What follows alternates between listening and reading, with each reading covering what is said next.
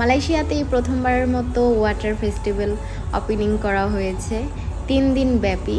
আমরা গতকালকে রাতে গিয়েছিলাম। এইটা আয়োজন করা হয়েছে বুকিত বিনতাং। অনেক মানুষ এসেছে, অনেকেই পানি দিয়ে ভিজেছে। আমরা ভিজিনি, কারণ আমাদের এমনিতেই ঠান্ডা সমস্যা, এর জন্য। তো 3 দিন ব্যাপী আয়োজন চলছে, কনসার্ট হচ্ছে, অনেক বাংলাদেশিরা এখানে গিয়েছে দেখলাম। তো মোটামুটি ভালোই লেগেছে। গানের তালে তালে অনেকেই ডান্স করছে এবং পানি দিয়ে ভিজছে।